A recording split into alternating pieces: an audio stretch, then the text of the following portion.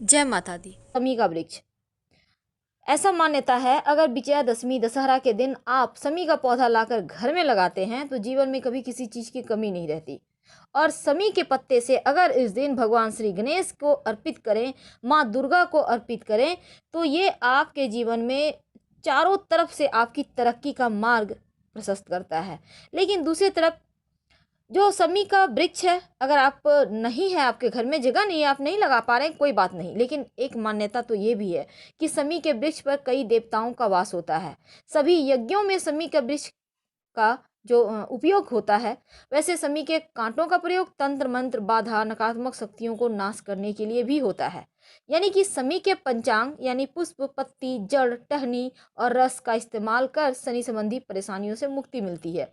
लेकिन इस दशहरा पर समी के वृक्ष से अगर पत्ते से पूजन करें माँ दुर्गा की, तो जीवन के हर कष्ट दूर हो जाते हैं। अगर ना भी मिले आपको पौधा तो कोई बात नहीं, पत्ती ही तोड़कर जरूर ले आइए इस दशहरा के दिन। नवरात्रि के हालांकि 9 दिनों तक समी के वृक्ष के पत्तों का विशेष महत्व होता है, लेकिन अंतिम ये दिन अगर आप समी का वृक्ष का पत्ता लाकर माँ दुर्गा को अर्पित कर उसको संभाल कर रखते हैं तो जीवन में कभी किसी चीज की कमी नहीं होती और शनि दोष और उनके जो दुष्प्रभाव हैं उनसे भी आप सुरक्षित बचे रहते हैं। तो समी का पत्ता अगर मिल जाए तो माता रानी को अर्पित कर संभाल के रखिए। दशहरे पर समी का पत्ता का महत्व बढ़ जाता है। लेकिन वैसे विजयादशमी के दिन प्रदोष काल में समी वृक्ष की पूजा करना सबसे ज्यादा शुभ होता है। इसमें समी वृक्ष की कुछ पत्तियां तोड़े, उन्हें घर लाकर रखिए और लाल कपड़े में अक्षत सुपारी के साथ इस पत्ती को बांधकर पोटली बनाकर आप किसी बड़े बुजुर्ग के हाथों से लें, इसको रखिए, यकीन मानिए। वैसे तो आपको पता ही है कि नीलकंठ का दर्शन करने से भी आपका जो जीवन के कष्ट हैं वो दूर होते हैं, आप तरक्की करते हैं। अपराजिता का भी इस दिन महत्व है और दूर्वा सरसों को मिलाकर एक डोरा भी बनाने का महत्व है। वैसे बहुत सारी चीज़ें होती है दशहरा के दिन करने की, लेकिन आपको कहीं अगर समी का पत्ता मिल जाए तो ज़रूर लाइए और संभाल कर रखिए। पूरे साल धन की बारिश होगी, शत्रु विरोधी दबे रहेंगे और आप तरक्की करेंगे। हम नवरात्र के दिनों में बहुत सारे प्रयोग किए जाते हैं। आज हम बात कर रहे हैं लाल धागे की। हालांकि आज हम आपको 2 प्रयोग बताएंगे। तो पहला है घर को सुरक्षित रखने के लिए, तंत्र क्रियाओं से बचने के लिए एक छोटा सा प्रयोग। देखिए, लाल धागा लेकर आप हनुमान जी के मंदिर में जाएं। किसी भी नवरात्र में जब भी आप मंगलवार या शनिवार आता है उस दिन चले जाइए। अब इस लाल धागे को लेकर हनुमान चालीसा पढ़ते हुए 7 गांठ लगाइए। हर गांठ में हनुमान जी के चरणों का सिंदूर लगा दें। अब इस धागे को लेकर आप अपने घर आ जाएं। घर के मुख्य दरवाजे के चौखट में ऊपर में बांध दें, या आपके घर में मान लेते हैं ग्रिल लगा हुआ है, ग्रिल वाला दरवाज़ा जो होता है, अगर लोहा होता है ना स्टील वाला दरवाज़ा, तो उसमें भी आप बांध सकते हैं, कोई दिक्कत नहीं है। ऊपर में बांधिएगा। इससे क्या होगा, ये धागा सुरक्षा कवच देगा आपको और आपके तमाम घर के सदस्यों को। बहुत सिंपल है। आइए जानते हैं दूसरा प्रयोग। नवरात्र में विशेष मनोकामनाओं की पूर्ति के लिए खास प्रयोग किए जाते हैं, चाहे वो नवरात्र चैत के महीने का हो या फिर शारदीय नवरात्र हो, क्योंकि माता रानी तो हर दिन यानी कि 4 नवरात्र में माता ही रानी आएंगी और अपनी कृपा बरसाएंगी, आशीर्वाद देंगी। आज हम बात कर रहे हैं लाल धागे की। आखिर वो लाल धागा का प्रयोग कौन सा है जो आपके जीवन को बदल सकता है? हमने टॉपिक रखा है लाल धागा बांधे, यहाँ जीवन के परेशानियों को समाप्त करने में आपको मदद मिलेगी। लेकिन उसके पहले एक बात जान लें, जब आप माता रानी की पूजा करेंगे पूरे 9 दिनों तक, तब जब भी दिया आप जलाएंगे तो दिया घी का भी जलता है, तेल का भी जलता है। लेकिन जब घी का दिया जलाएंगे आप तो उसमें लाल धागे की ही बाती डालिएगा। लक्ष्मी स्थिर रहेगी, लक्ष्मी प्रसन्न रहेंगी। और दीपक में लौंग डालना मत भूलिएगा, तभी आपकी विशेष मनोकामनाएं पूरी होगी। तो ये तो आम बातें हैं जो हमेशा हम आपसे करते हैं, लेकिन आज लाल धागे का विशेष प्रयोग बताएंगे। देखिए, नवरात्र के किसी भी दिन आप एक लाल धागा लेकर अपने घर के पास में जो भी भगवान का मंदिर है, चाहे वो माँ दुर्गा का है, शिव जी का है, हनुमान जी का है या फिर श्री हरि का है, आप उस मंदिर में जाइए। क्योंकि हर जगह हर भगवान का मंदिर नज़दीक में नहीं होता। तो आसपास में जो भी भगवान का मंदिर है जाइए। अगर मंदिर में पाया है तो अति उत्तम, नहीं तो ग्रिल होगा। ग्रिल समझ रहे हैं, गेट में जो ग्रिल लगा होता है ना, उसी में आपको ये प्रयोग करना है। अपनी मन्नत यानी मनोकामना दोहराते हुए इस धागा को मंदिर के पाए में या ग्रिल में बांध दीजिए। ऐसा करते हुए किसी से बात मत कीजिएगा, चुपके से कीजिएगा, कोई देखे टोके नहीं तो अति उत्तम होगा। और यकीन मानिए आपकी मनोकामना 6 महीने के अंदर पूरी हो जाएगी।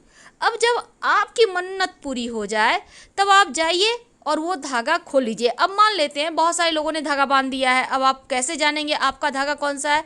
कोई दिक्कत नहीं है, आप कोई भी भगवान को प्रणाम करके कोई भी धागा खोलकर मिट्टी में दबा दें या फिर बहते हुए पानी में डाल दीजिएगा, जल में प्रवाहित कर दीजिएगा।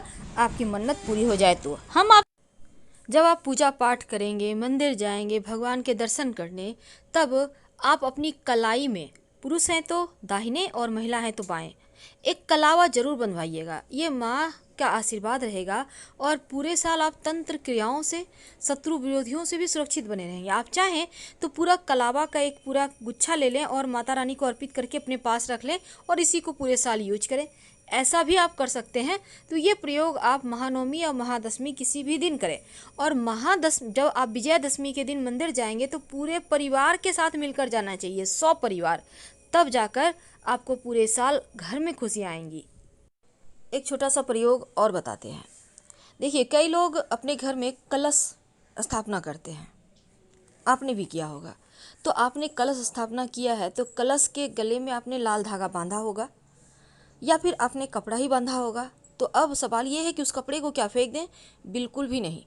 अगर आपने कपड़ा बांधा है तो उसके पतले पतले उसको काट के पतला पतला फाड़ लें, अगर कपड़ा है तो। और अगर आपने धागा बांधा है तो धागा को कलाई में बांधें, बच्चों को बांधें, बड़ों को बांधें। कपड़ा है तो बहुत सारे इसको टुकड़े हो जाएंगे, आराम से बांधिए हर कोई कलाई में, या अपने पॉकेट में रखें, पर्स में रखें, अपने धन के स्थान पे रखें। ये एक सुरक्षा कवच देगा, क्योंकि 9 दिन की देवी की पूजा की 9 शक्तियाँ उस धागे में समाहित हो चुकी है। फेंकिएगा मत। और आप अपने घर के मुख्य दरवाजे पर इसको बांध सकते हैं। आप घर में जितने लोग हैं सबको अपनी कलाई में बांध सकते हैं। बच जाता है, इसको संभाल के रखिए, क्योंकि ये इसको फेंकना नहीं है आपको, ये नहीं कि विसर्जित कर दिया। अब कलश पर जो नारियल है उसको भी आप प्रेम से फोड़िए, पूरे परिवार के साथ मिलकर खाइए। और कलश में जो जल है पूरे घर में हल्का हल्का छिड़काव करें, बाकी का पौधे में डाल दें। ये शांति जल है, सबके ऊपर भी छिड़काव कीजिएगा। इससे क्या होगा, एकदम से आपके जीवन में खुशियाँ आएंगी, जो ग्रहों की पीड़ाएं हैं वो शांत हो जाती है। और कलश के पास जो आपने जौ बोया है उसको लेकर आप देखिए, आप जिनसे भी अपने संबंध बेहतर रखना चाहते हैं, जिसके साथ भी रिश्ते बेहतर रखना चाहते हैं, उनको हाथ में ये जौ जरूर दीजिए। यानी एक दूसरे को देते रहिए। आप पति पत्नी हैं, बच्चे हैं, माता पिता हैं, जिनसे भी आपको अच्छा संबंध रखना है उनको अपने हाथों से जौ दें, आपके रिश्ते बेहतर होंगे। और अपने कान के पीछे भी आप इसको खोज सकते हैं। ये वाला प्रयोग तो अमोघ है रिश्तों को बेहतर करने के लिए। अब अंत में एक खास प्रयोग देखिए, आपको चाहिए होगा एक तांबा का, याद रखिए, तांबा का छल्ला या गोल्ड रिंग, तांबे का। लेकिन अब इसको आप मार्केट में आपको मिल जाएगा, एक लेकर चले आए, छोटा बड़ा मायने नहीं रखता। और आपको चाहिए होगा लाल मौली धागा। अब तांबे के छल्ले में पहले मौली के धागा को अच्छे से बांध लें। इसके बाद हनुमान चालीसा पढ़ते हुए, 2 दिन आपके पास समय है, 9वीं और 10वीं, हनुमान चालीसा पढ़ते हुए घर के मुख्य दरवाजे पर इसको बांध दें। मुख्य दरवाजे के जो अगर कहीं पे ग्रिल है, चौखट है, जो भी है, उसमें आप बांध दीजिए।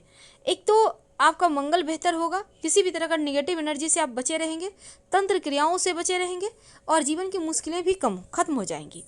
तो ये भी एक सिंपल सा प्रयोग है, इसको भी आप जरूर कीजिए। आप इसको 2 दिन है आपके पास समय, आप कर सकते हैं। और अगर अभी मान लेते हैं आप नहीं कर पाए, कोई बात नहीं, अगले साल कीजिएगा नवरात्र में किसी भी दिन या फिर मंगलवार के दिन। लेकिन अन्य दिनों में इसको नहीं ही करें तो अच्छा है, क्योंकि उतने लाभ आपको होंगे नहीं जितने कि नवरात्र के दिनों में होते हैं। और लाल धागा के सहारे अगर आप 27 पान के पत्ते ले लें और 27 पान के पत्ते लेकर उसके डंठल में बांध बांध कर माला बना लें और माता रानी को अगर अर्पित कर दें ये माला बनाकर पान के पत्तों का, तो नौकरी रोजगार की समस्या दूर होगी। लेकिन इस पत्तों को फेंकिएगा मत, ये नहीं कि नवरात्र समाप्त हो गया तो उठा के फेंक दिए, बिल्कुल नहीं। जब आपको लगे आपका नौकरी रोजगार बेहतर चलने लगा है, आपको नौकरी मिल गई, आपका जॉब प्राप्त हो गया आपको, तब इस माला को निकालकर आप बहते हुए जल में प्रवाहित कर दीजिएगा। लेकिन उसके पहले माता रानी के पास ही पड़े रहने दीजिए और मत हटाइएगा। और इसी मौली धागा यानी कि लाल मौली धागा में आपको लौंग का भी आप माला बनाकर 27 लौंग ले लें और इसका माला बनाकर आप माता रानी को पहना दें, तो कष्टों से, कर्जों से, दुखों से मुक्ति मिलती है, समस्याओं से मुक्ति मिलती है। बहुत सिंपल प्रयोग है, पर लाल धागा में इतने चमत्कारी गुण हैं कि आप नवरात्र में कम से कम 6-7 प्रयोग हमने आपको बताए, अपनी सुविधा अनुसार कोई भी एक कर लीजिएगा, आपके जीवन के कष्टों का निवारण होगा। हम आपसे विदा लेते हैं। हर हर महादेव। धन्यवाद।